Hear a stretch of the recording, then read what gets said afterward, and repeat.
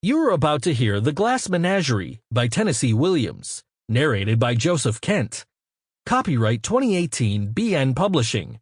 Online at bnpublishing.com.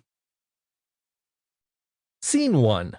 The Wingfield apartment is in the rear of the building, one of those vast hive-like conglomerations of cellular living units that flower as warty growths in overcrowded urban centers of lower middle-class population and are symptomatic of the impulse of this largest and fundamentally enslaved section of American society to avoid fluidity and differentiation and to exist and function as one interfused mass of automatism.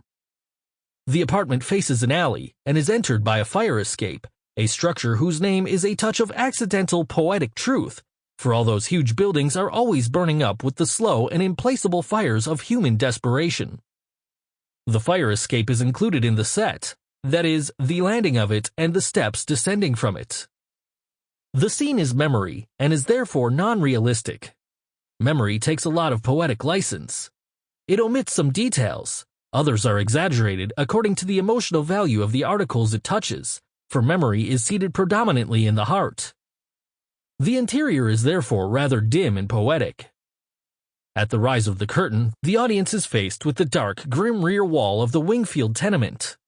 This building, which runs parallel to the footlights, is flanked on both sides by dark, narrow alleys which run into murky canyons of tangled clotheslines, garbage cans, and the sinister latticework of neighboring fire escapes. It is up and down these alleys that exterior entrances and exits are made during the play. At the end of Tom's opening commentary, the dark tenement wall slowly reveals, by means of a transparency, the interior of the ground-floor Wingfield apartment. Downstage is the living room, which also serves as a sleeping room for Laura. The sofa is unfolding to make her bed. Upstage, center, and divided by a wide arch or second proscenium with transparent faded portieres or second curtain is the dining room. In an old-fashioned whatnot in the living room are seen scores of transparent glass animals. A blown-up photograph of the father hangs on the wall of the living room, facing the audience, to the left of the archway. It is the face of a very handsome young man in a doughboy's First World War cap.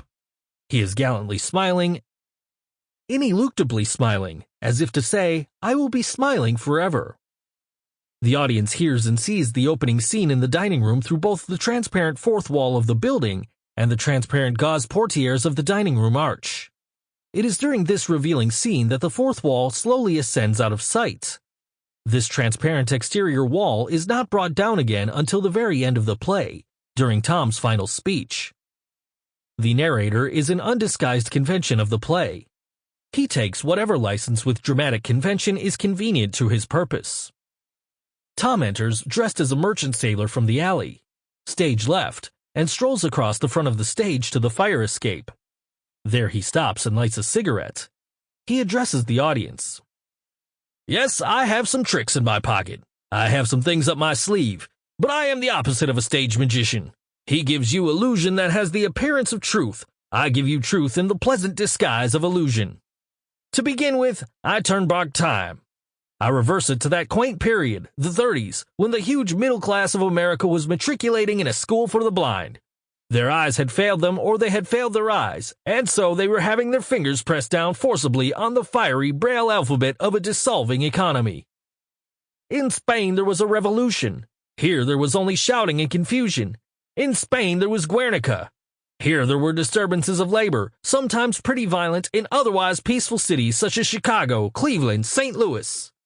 This is the social background of the play. The play is memory. Being in a memory play, it is lightly dimmed, it is sentimental, it is not realistic. In memory, everything seems to happen to music. That explains the fiddle and the wings. I'm the narrator of the play and also a character in it. The other characters are my mother, Amanda, my sister, Laura, and a gentleman caller who appears in the final scenes. He is the most realistic character in the play, being an emissary from a world of reality that we were somehow set apart from. But since I have a poet's weakness for symbols, I am using this character also as a symbol.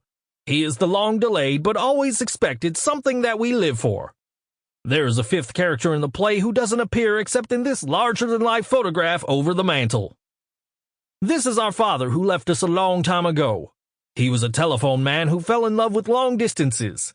He gave up his job with the telephone Sample complete. Ready to continue?